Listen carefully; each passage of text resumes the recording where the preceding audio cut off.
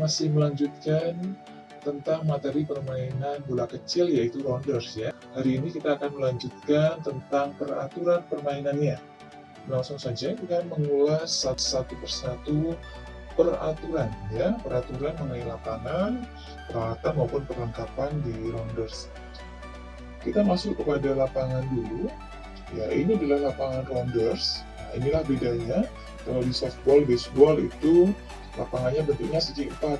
Kalau di rounders itu lapangannya bentuknya segi 5.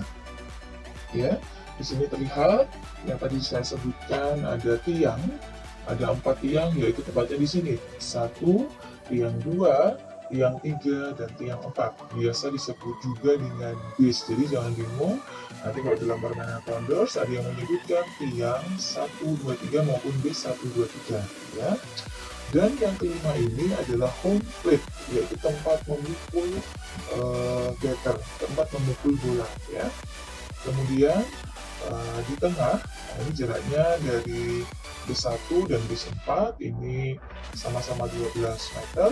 Ini adalah tempat pelambung atau pelempar, atau kalau di rounders biasa disebut dengan bowler ya. Dan di sini ada ruang bebas, ini adalah tempat untuk para pemukul ya, untuk menunggu gilirannya memukul bola. Dan di sini di belakang pemukul ini ada yang namanya pemain catcher ya, penangkap bola ya, penangkap bola. Dan untuk sekedar informasi, jarak antara B1 dan B2 biasanya kalau di pertandingan resmi rounders itu kurang lebih jaraknya 15 meter.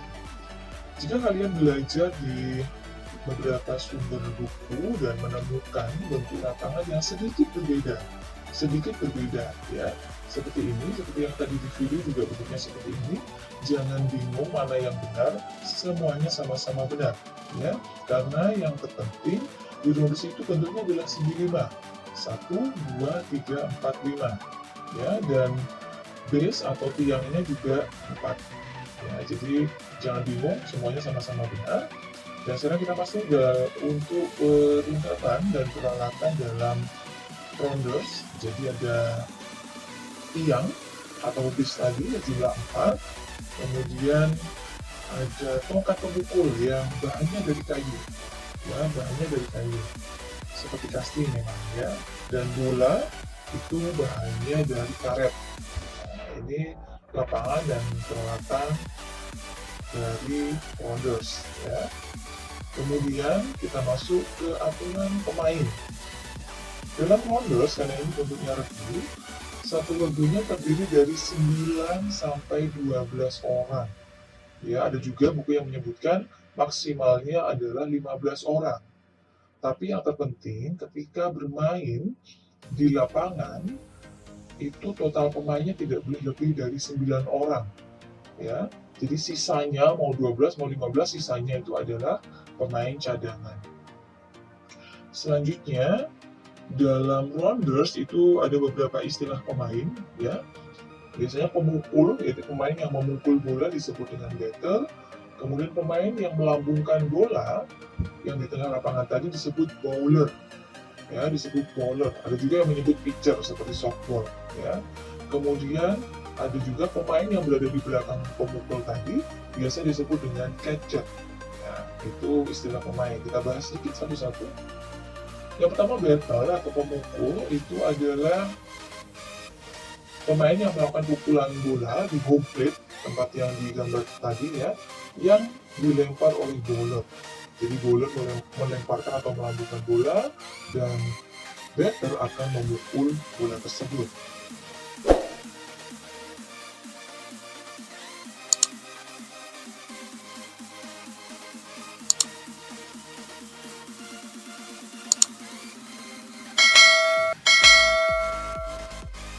Tugas jadi seorang pemukul adalah memukul bola dengan sebaik-baiknya. Tujuannya untuk apa? Tujuannya untuk mencetak angka. Ya. Kemudian pemukul mendapat kesempatan 3 kali. Jadi masing-masing pemukul mendapat kesempatan 3 kali untuk memukul bola. Dan setiap pemukul bola itu di awal sudah memiliki nomor urutan. Jadi tidak boleh saling mendahului, tidak boleh saling bertukar begitu, jadi harus urut memukulnya sesuai dengan nomor urutan yang diperoleh. Kemudian pemain yang kedua tadi adalah bowler, yaitu pelambung. Disebut bowler karena dia harus melempar bola dengan pelambung, ya, dengan melambung. Jenis lemparannya itu ada dua, yaitu yang pertama bola strike atau bola benar. Dianggap benar ketika lemparannya berada di antara lutut dan bahu pemukul, ya. Jadi ini ada strike zone, jadi antara bahu sampai lutut itu dianggap lemparan atau lambungan bowler itu benar, dan itu disebut bola strike. Bola strike wajib dipukul oleh batter, ya, wajib dipukul karena itu bola benar. Jika pemukul gagal memukul bola strike sebanyak 3 kali, maka pemukul itu dikatakan mati atau keluar. Kemudian yang kedua ada bola yang dianggap lemparan salah, disebut ball, ya.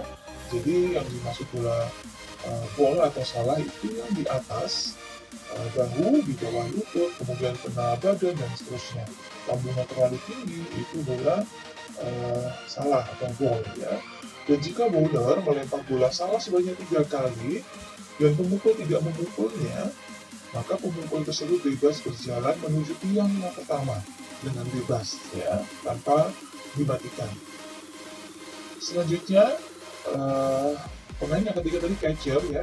Jadi ini adalah posisi pemain catcher di belakang pemukul, ya. Tugasnya apa? Tugasnya satu, menangkap bola yang dioper oleh pelempar kepada pemukul. Jadi kalau pemukul tidak memukul bola, yang menangkap adalah catcher. Kemudian melempar bola, ya, habis dapat bola langsung dilempar ke penjaga tiang pertama karena pemukul pasti akan berlari ke tiang pertama. Kemudian dia tugasnya menjaga home base, ya, untuk mematikan pelari yang akan mencetak angka. Itu tugasnya dari catcher atau menangkap bola. Sekarang kita akan mengetahui bagaimana sebenarnya cara bermain dari rounders ini. Ya, yang pertama, yang pasti di awal akan ada undian untuk menentukan mana regu pemukul dan mana regu penjaga, ya. Kemudian regu penjaga itu harus memilih dulu 2 orang anggotanya untuk menjadi bowler, pelambung, dan menjadi catcher yang berada di belakang pemukul, ya. Selain itu nanti penjaga lain berada di dekat-dekat base untuk menjaga atau sebagai regu bertahan, ya. Selanjutnya regu pemukul akan menentukan urutan pemain yang saya sebutkan tadi. Jadi harus ada urutan pemain, dia harus menentukan dulu, baru dan itu harus urut, ya, dan baru kemudian pemukul pertama langsung menempati tempat memukulnya dan menunggu bowler melemparkan bolanya. Apabila bola terpukul dengan benar oleh pemukul tadi, ya, maka pemukul itu harus lari ke tiang pertama atau B1. Jika dirasa aman, pemukul dapat meneruskan berlari ke tiang berikutnya.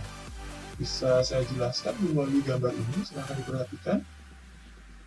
Ya, ini pemukul, jika dia bisa memukul bola, dia harus berlari ke tiang 1. Tidak boleh ke tiang 2, ke tiang 3 dulu, dan seterusnya. Jadi harus urut, dia harus menuju ke tiang atau B1. Ya. Kemudian, jika pemukul tersebut setelah memukul bola, mungkin pukulannya bagus, keras, begitu, ya.